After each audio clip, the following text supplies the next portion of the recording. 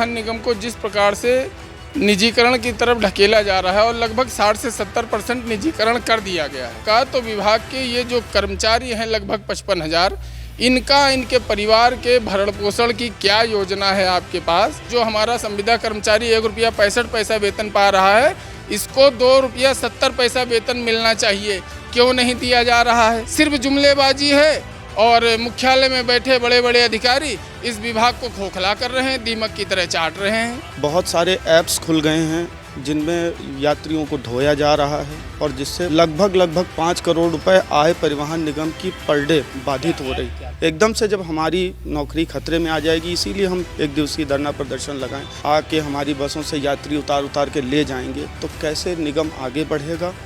डग्गा मारी की स्थिति ये है कि वो बस स्टेशन के बाहर ही भर रही हैं, जिस पे शासन प्रशासन या निगम के अधिकारी कुछ नहीं कर पा रहे हैं, क्योंकि वो बड़े बड़े लोगों की गाड़ियां हैं। और अभी भी आप चले जाएं आलमबाग में देखें, टमटम देख लें, कहीं भी देख लें, सब गाड़ियां लगी हुई हैं, प्राइवेट भर रही हैं। ये स्थितियां एक तरीके से डग्गा मार की ही तरह हो जाएंगी। और जब हमें डग्गा मार चलाना है तो हम 450 रुपये प्रति सीट प्रतिमाह क्यों टैक्स देंगे? हम 120 रुपये में चलाएँगे गाड़ी।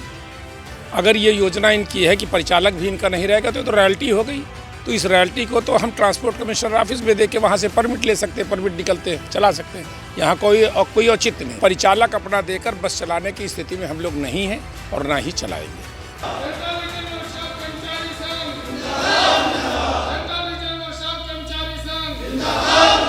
उत्तर प्रदेश सरकार परिवहन विभाग के कुछ कर्मचारियों को सम्मानित करने वाली है। वो कह रही है कि परिवहन विभाग के जो कर्मचारी लोगों को उनके घर तक पहुंचाते हैं, उन्हें वो सम्मानित करेगी। लेकिन कर्मचारियों की भी अपनी जो समस्याएं हैं, उन समस्याओं को लेकर के वो लंबे समय से सरकार से उन समस्याओं के हल के लिए गुहार लगाती रही है, लेकिन सरकार ने उन्हें अनदेखा किया हुआ है।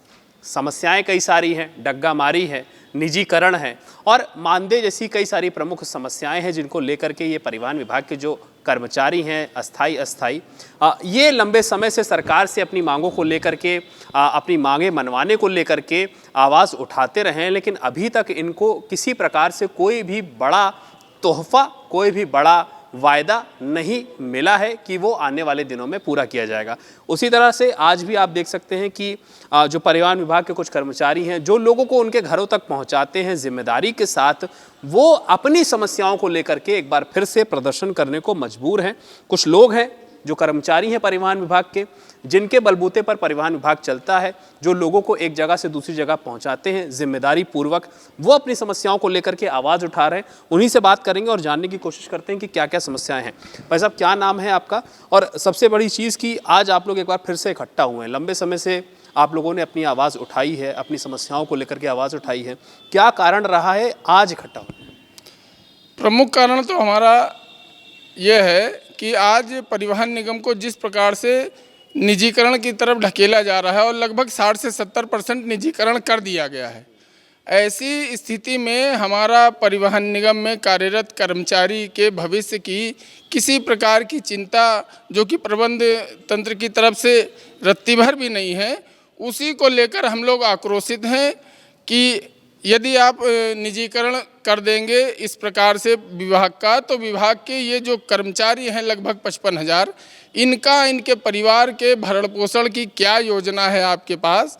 या हमारे पास निजीकरण करने के लिए ऐसी कौन सी मजबूरी है?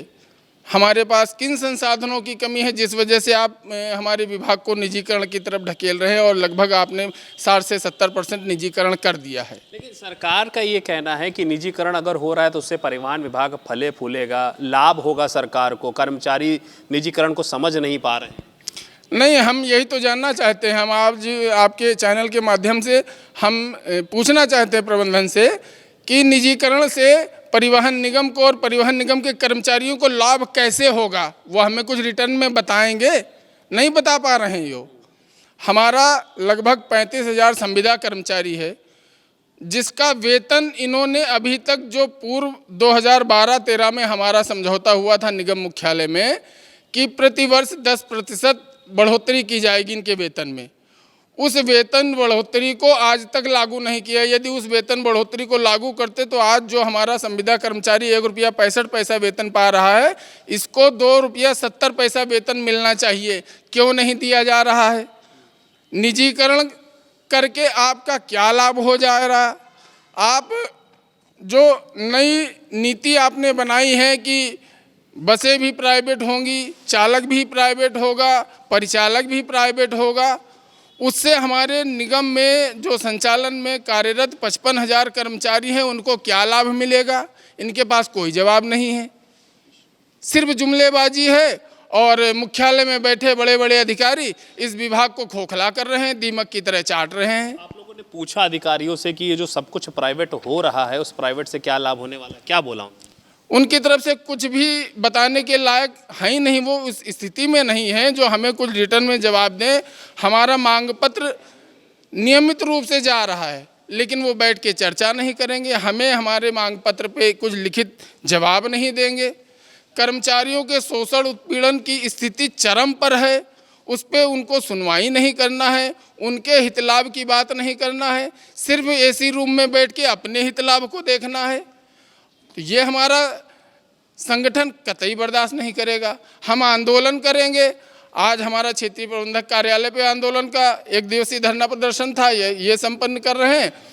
23/11 को हमारा मुख्यालय पे धरना प्रदर्शन का कार्यक्रम है, हम वो करेंगे।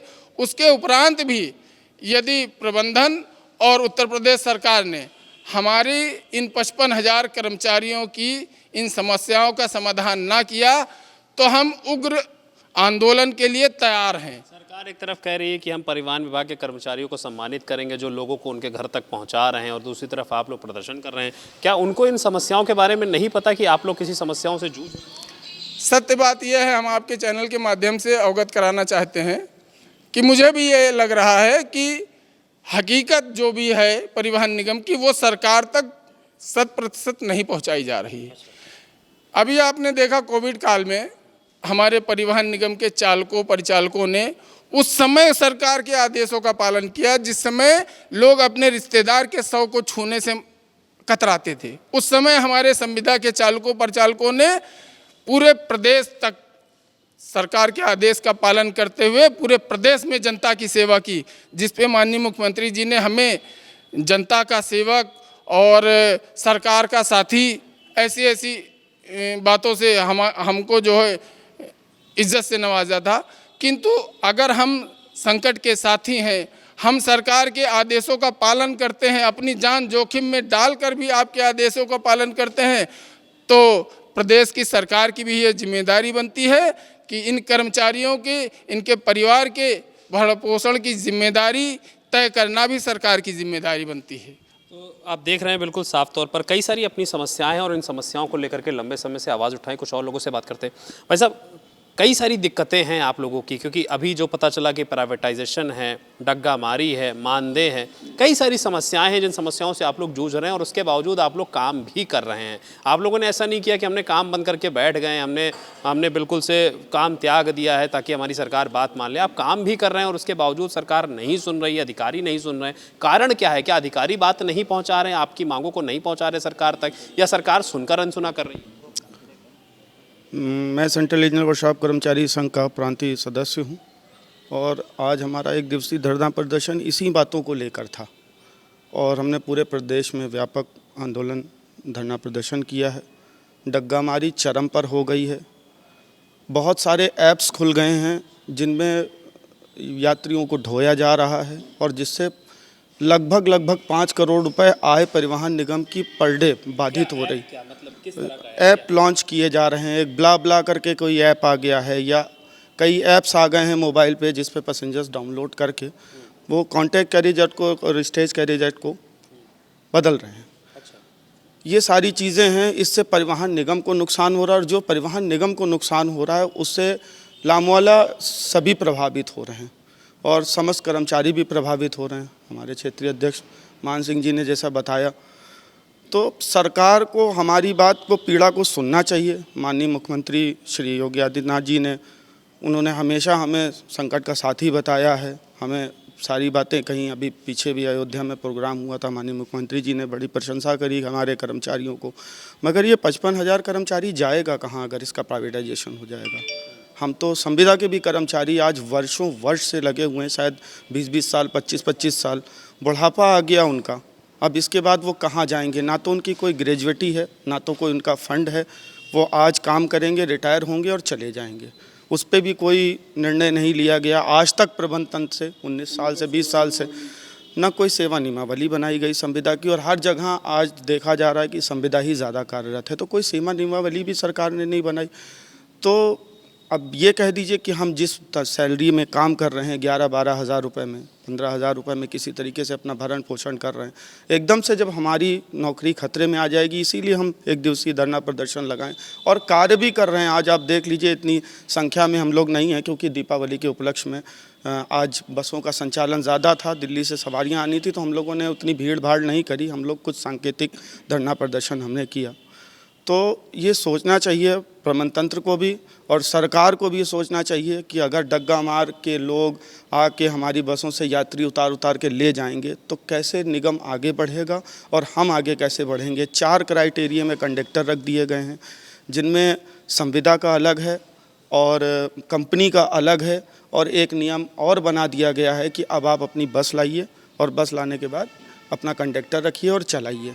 तो इससे निगम की स्थिति कैसे सुधरेगी? ये जो नया नियम आप बता रहे हैं कि अब बस भी प्राइवेट होगी और उसके जो कर्मचारी, कंडक्टर, ड्राइवर, ये भी प्राइवेट होंगे, तो ये नियमावली जो जिस पर सरकार सोच रही है या इसको ला रही है, तो क्या इसको लेकर के किसी प्रकार से आप लोगों से कोई चर्चा विचार विमर्श किया गया या आप लोगों से कहा गया कि ज़रूरत पड़ने पर आप लोगों को भी उसमें रखा जाएगा? नहीं, ऐसा कुछ नहीं है। जब वो प्राइवेट मोटर मालिक ही हो जाएगा, जब वो अलग हो जाएगा, विभाग से उसका कोई मतलब ही नहीं रहेगा। आज विभाग का कंडक्टर होता है तो उसकी संपूर्ण जिम्मेदारी होती है उस बस की, वो पैसा भी लाता है, जमा करता है लाके, उसकी कैश की जिम्मेदारी होती है।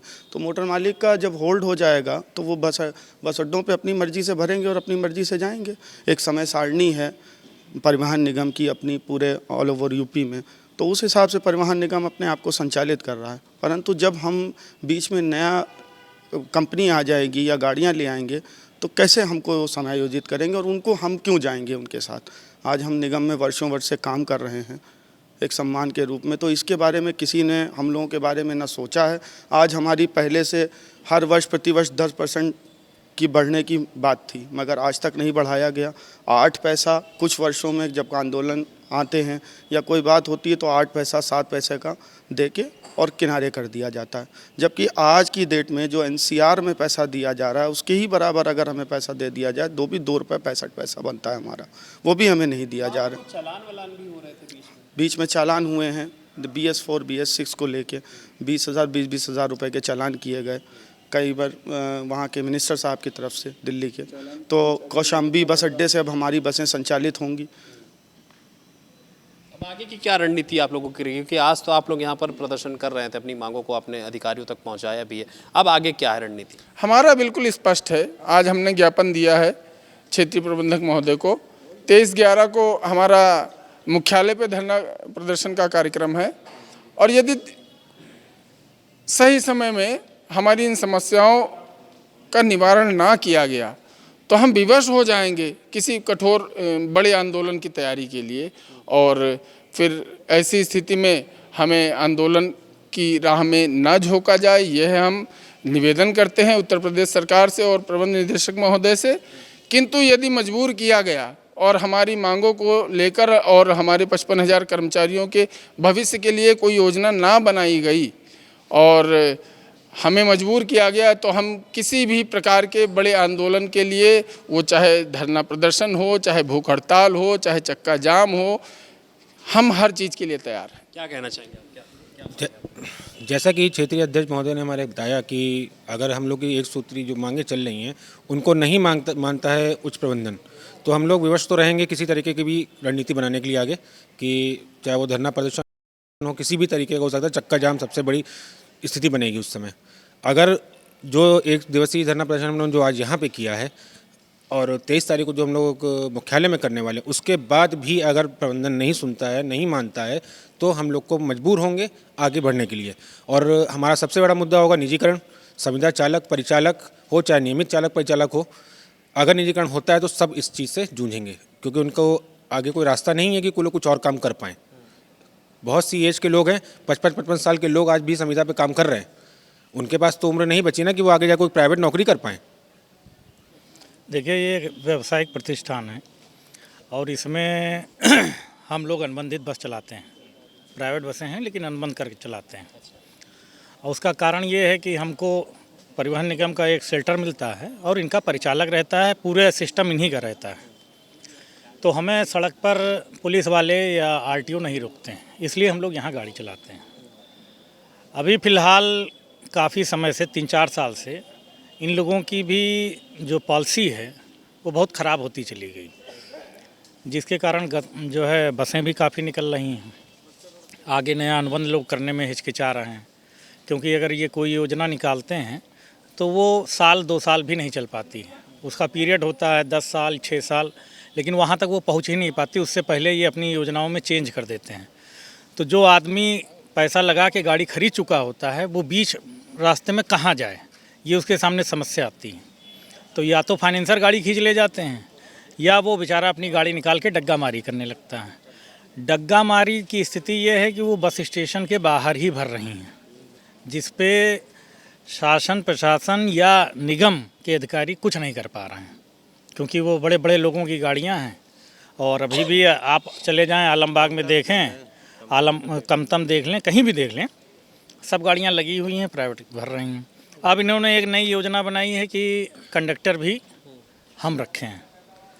हम लोगों का ये कहना है कि जब हम लोग इस योजना में आए थे तो ये आए थे कि एक हमारा एम्प्लाई और एक निगम का एम्प्लाई, दोनों एक दूसरे के ऊपर निगाह रखेंगे। जहाँ पे मान लीजिए परिचालक कुछ गलत करेगा तो हमारा ड्राइवर हमें बताएगा, और जहाँ हमारा ड्राइवर गलत करेगा वहाँ परिचालक हमें बताएगा। तो उससे हम लोग अपनी स्थिति को मजबूत कर सकेंगे। लेकिन इसके दोनों के हमारे ही एम्प्लाई या प्राइवेटाइजेशन हो जाने से ये स्थितियाँ एक तरीके से डग्गा मार की ही तरह हो जाएंगी। और जब हमें डग्गा मार चलाना है तो हम 450 रुपये प्रति सीट प्रति माह क्यों टैक्स देंगे? हम 120 रुपये में चलाएंगे गाड़ी। हम आज के समय में 30 से 35 हज़ार रुपये, 24 से 30 हज़ार रुपये के बीच में सरकार को टैक्स दे रहे हैं राजस्व एक गाड़ी पे, एक दिन का प्रति माह का। और वहीं जो डग्गा मार चल रहे हैं वो दे रहे हैं मुश्किल से 4 से 5 हज़ार रुपये। तो हम इतना ज़्यादा टैक्स इसीलिए तो दे रहे थे कि परिवहन निगम के छत्र छाया में चलेंगे। लेकिन अगर ये प्राइवेट हो जाएगा तो फिर नहीं हो पाएगा। मुझे लगता है सरकार ये नियम नहीं ला रही है। सरकार का तो एक उद्देश्य है कि परिवहन सेवाओं को ग्रामीणों तक पहुंचाया जाए, अधिक से अधिक पूरे प्रदेश की जनता को लाभ मिले। सरकार का उद्देश्य ये है, सरकार का उद्देश्य स्पष्ट है। सवाल इस बात का है कि अभी तक एक व्यवस्था चलती थी कि जो भी हायर्ड बसेज होती थी या निगम की बसें होती थी, परिचालक निगम देता था, परमिट इनका होता था, मानक इनके होते थे, इनके नाउंस पे हम एक एग्रीमेंट करके बस चलाते, जैसे महामंत्री जी ने बताया। अभी नई योजना में इन्होंने एक चीज़ कर दी कि परिचालक भी आप अपना दीजिए। अब यहाँ परिचालक हम अपना देते हैं तो कई उसमें तकनीकी समस्या और विधिक समस्या, इतने मुकदमे रोडवेज के ऊपर हो जाएंगे कि उसी से उबर नहीं पाएगा। प्रवर्तन की सबसे बड़ी समस्या होगी। आप WT को कैसे रोकेंगे? जब परिचालक हम देंगे तो उसकी इनकम का जिम्मेदार कौन होगा? योजना में एक चीज़ शामिल कर दी है कि परिचालक अगर कुछ गलत करेगा तो मेरी बस ही निकाल दी जाएगी। किन्हीं भी परिस्थितियों में हम अगर रोडवेज में बस लगाने आए हैं तो केवल अपनी सुरक्षा और सम्मान के लिए आए हैं। और मेरा सुरक्षा और सम्मान इस पर है कि परमिट इनका है और फर्स्ट पार्टी के रूप में परिचालक इनका है। अगर ये योजना इनकी है कि परिचालक भी इनका नहीं रहेगा तो रॉयल्टी हो गई। तो इस रॉयल्टी को तो हम ट्रांसपोर्ट कमिश्नर ऑफिस में दे के वहाँ से परमिट ले सकते हैं, परमिट निकलते हैं, चला सकते हैं। यहाँ कोई औचित्य नहीं। इस संबंध में हम लोगों ने MD साहब से वार्ता की थी, ध्यान से उन्होंने बात सुनी, कुछ विचार वो कर रहे हैं, जैसा भी है अभी उसकी कोई स्थिति सामने आई नहीं है। किंतु परिचालक अपना देकर बस चलाने की स्थिति में हम लोग नहीं हैं और ना ही चलाएँगे। उसकी एक बड़ी वजह ये है कि निगम की सुरक्षा पाने के बाद भी हमारी इनकम नहीं आती, क्योंकि डग्गामारी शबाब पर है, कोई नहीं रोक पाता है। बहुत बार ये योजना बनती है कि एक सप्ताह के लिए ARTO के साथ ARM साहब का प्रोग्राम बनेगा। हम लोग खुद देखने वाले हैं कि जिन मार्गों पर डग्गामारी वाहन चलते हैं, जैसे ही ये स्कीम बनती है और ARTO साहब को सूचना मिलती है कि आज यहाँ पर जॉइंट चेकिंग होगी, उस दिन कोई डग्गा मार नहीं चलती, उस दिन सारी खड़ी होती है। तो ये कोई मतलब नहीं है इसका। जब तक इस पर अंकुश नहीं होगा तब तक कुछ नहीं हो सकता। और इसमें सरकार की मंशा गलत नहीं है, उद्देश्य केवल एक है कि परिवहन निगम की स्थापना ही जनहित के लिए हुई थी, जनता की सेवा देने के लिए। इसीलिए निगम भी बना था कि अपने संसाधन से ये सारी चीज़ें अर्जित करेंगे और अपने कर्मचारियों को वेतन और दूसरी सुविधाएं उपलब्ध कराएंगे। लेकिन उन चीज़ों में खरे नहीं उतर रहे हैं, ये एक बड़ी समस्या है। दूसरी बात ये है, हम अनुबंधित वाहन स्वामी कोई सुनने वाला नहीं, यहाँ तक कि अनुबंध होने के बाद अनुबंध बदल दिया जाता है। इन स्थितियों में तो चलाना संभव नहीं है। तो ये भी एक पहलू है जहां एक तरफ लोग कह रहे हैं कि देश में जो सरकारी विभाग हैं उन्हें अगर निजीकरण कर दिया जाए, निजी हाथों में सौंप दिया जाए तो जो कर्मचारी हैं वो अच्छे से काम करेंगे। लेकिन उसका दूसरा पहलू ये है कि जो लोग लंबे समय से सेवाएं दे रहे थे और एक नियमित वेतन में सेवाएं दे रहे थे, वो भी बहुत ज़्यादा नहीं, 10 से 15 हज़ार के बीच की रकम जो इन्हें महीने में मिलती थी, उस वेतन में ये लोग जो काम कर रहे थे, अपना घर परिवार चला रहे थे। अगर निजीकरण होता है तो आपने समस्याएं सुनी कि क्या क्या समस्याएं इनके ऊपर, इनके परिवार के ऊपर, इनके भविष्य के ऊपर मंडरानी शुरू हो जाएंगी। अब कोशिश तो इनकी तरफ से लगातार जारी है लंबे समय से कि किसी भी तरह से अधिकारियों से बात करी जाए, सरकार तक बात पहुंची जाए, लेकिन उसका निष्कर्ष क्या निकलेगा ये भी देखना अहम होगा। फिलहाल हमारी टीम अटल टीवी इस तरह से इनकी लड़ाई जो है वो आगे बढ़ाती रहेगी। कैमरा पर्सन विवेक के साथ मैं नितिन, अटल टीवी।